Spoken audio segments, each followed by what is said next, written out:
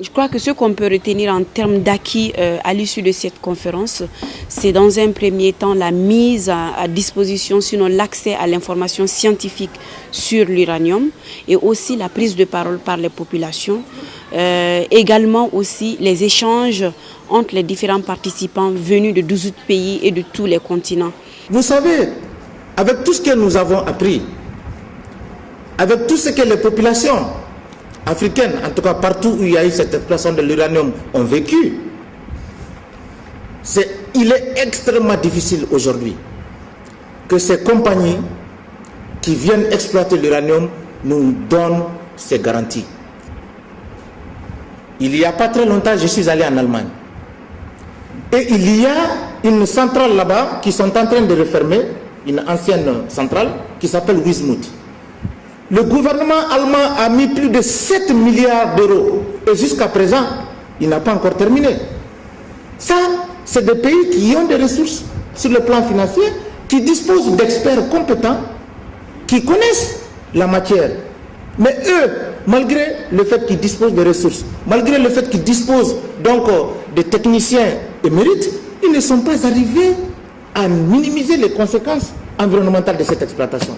Bon Dieu, vous voulez que nous, au nom de quel principe, au nom de quelle morale, nous on accepte qu'on exploite cette ressource, alors que les conséquences que cela va occasionner sont incommensurables. Je pense que le choix, c'est un choix politique. Nous, en tant que citoyens, nous allons nous battre avec nos amis, partout, que ce soit en Afrique, que ce soit en Europe, mais partout dans le monde. Nous faisons partie des réseaux, nous allons nous battre pour qu'il y ait d'autres alternatives. En termes de perspective, on peut noter le renforcement de l'équipe locale de surveillance radiologique formée par l'ARACF, l'intensification de la préparation des populations et des organisations citoyennes à la consultation publique et aussi la mobilisation des 12 communes du cercle de Kéniéba autour du dossier uranium pour non seulement défendre les intérêts des populations de Faléa ou aussi de la commune tout entière. Et donc pour terminer aussi, on peut mettre un accent particulier sur la volonté de ces participants à vouloir créer un réseau de solidarité au niveau national, au niveau africain et au niveau international autour de la question de l'uranium. Par rapport à cette conférence, moi je suis très satisfait parce que vraiment ça m'a donné beaucoup de réflexions sur l'uranium et ça m'a éclairci beaucoup de choses.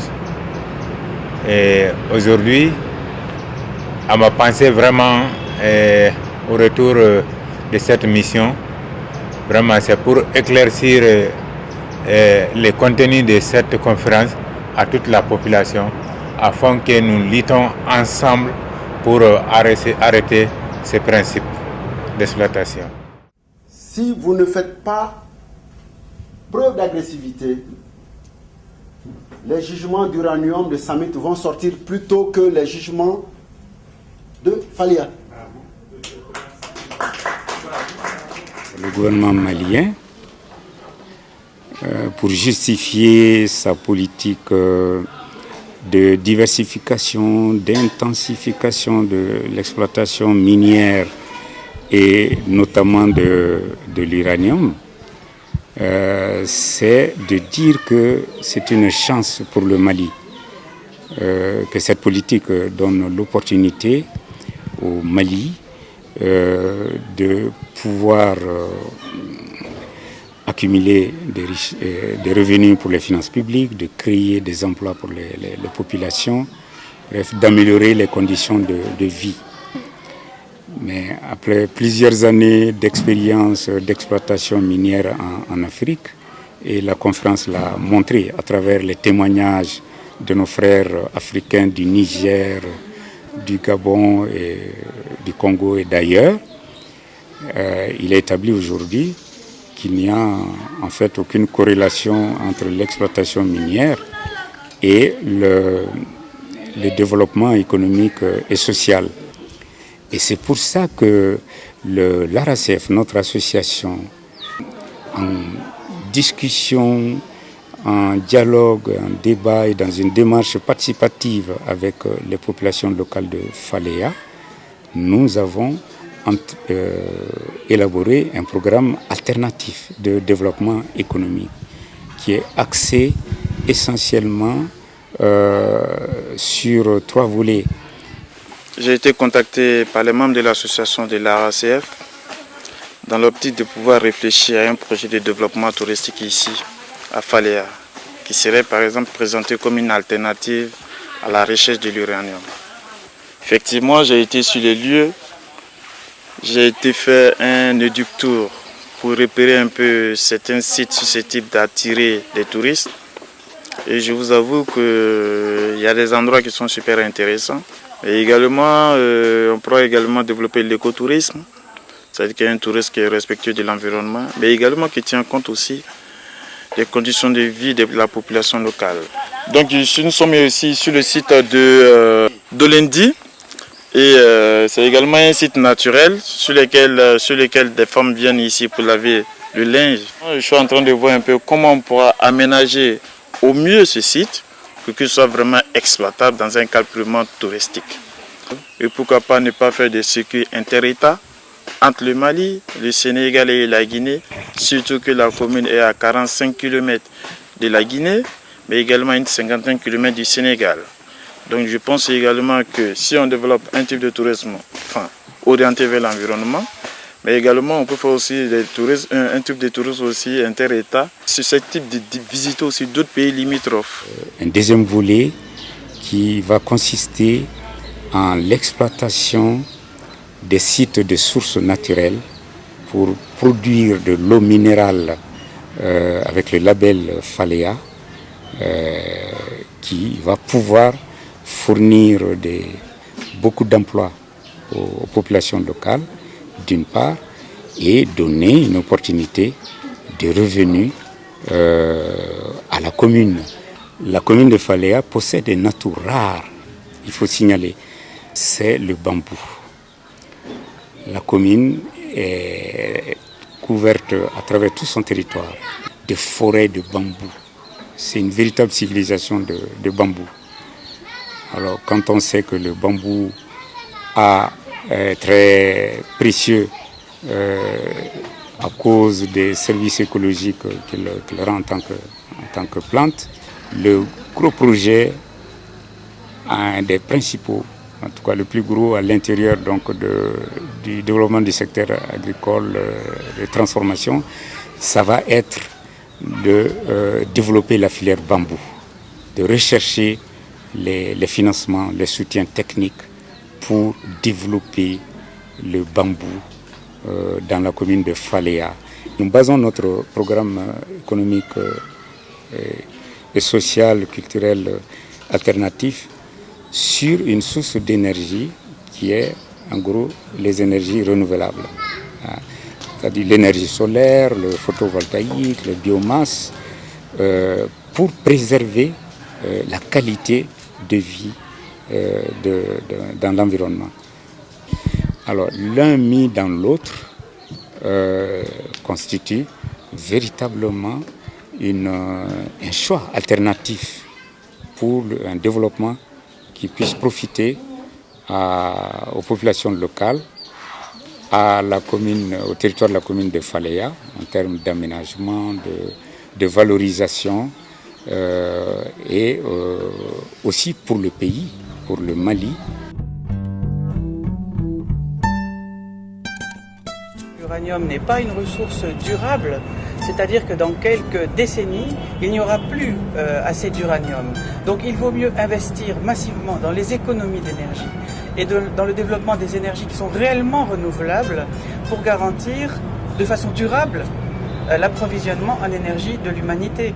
Yes, I think it's time to move away from uranium and from nuclear power and from nuclear weapons. This is a technology that has a lot of negative consequences. Nuclear weapons have negative consequences. Nuclear power, as we saw in Fukushima and Chernobyl, can have terrible accidents. But then there's also the consequences of uranium mining itself, which has left a lot of damage. So I think this is a technology that we need to phase out over time, and we need to use less and less as time goes on. And I personally feel we can't change away from it immediately because it's already so much a large percentage of the power in many countries. but I think like Germany and Switzerland and some other places, we need to develop responsible plans to move away from that. I think we need to move toward less countries having nuclear weapons and the countries that have them having less nuclear weapons. So my whole direction would be away from this and toward other sources of energy. The one that strikes me in recent years as most viable is wind energy. I see a lot of expansion of wind energy in the United States, tremendous growth, a lot of economic potential, and not the serious downsides that exist to nuclear power, not the problems with weapons, with terrorism, with contamination from mining, with accidents at nuclear power plants. Those are not issues with wind power. So I think we need to set a new direction and over time responsibly move in that direction. Aujourd'hui, le Mali est arrivé dans une période où beaucoup de pays au monde ont vécu l'expérience de l'uranium, premièrement.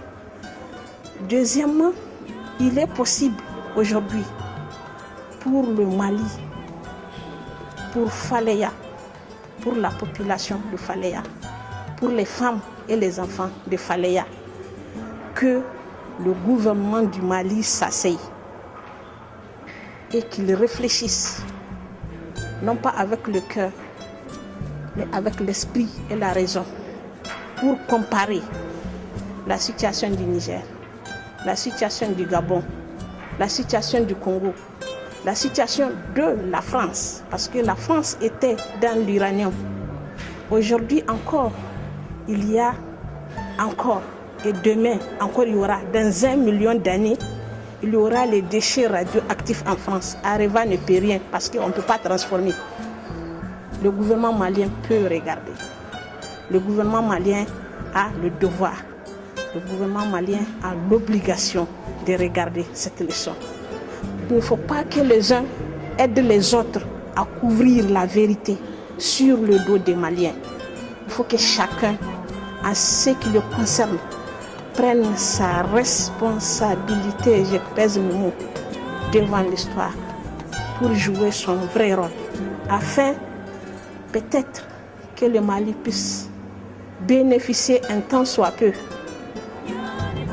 de ces dangereux chemins sur lesquels il est en train de s'engager. Donc vous voyez que la radioactivité, on ne peut pas la détruire, on ne peut que la disperser. Vous voyez, on ne peut que la déplacer, mais on ne peut pas la détruire.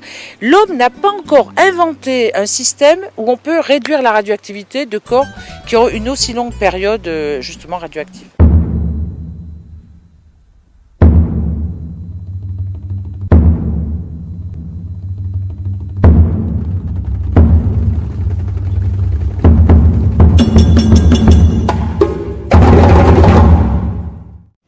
Think about the air.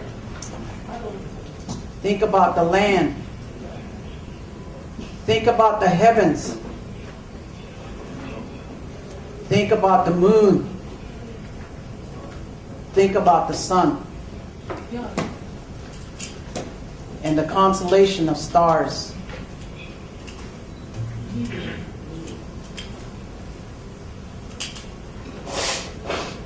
Okay? You ready? Il y a d'abord la volonté, le volontarisme, je voudrais dire, de nos amis suisses et allemands pour réaliser cette rencontre. Vous ne pouvez pas imaginer ce que ça a coûté en termes d'investissement, de temps, d'énergie et de stress aussi.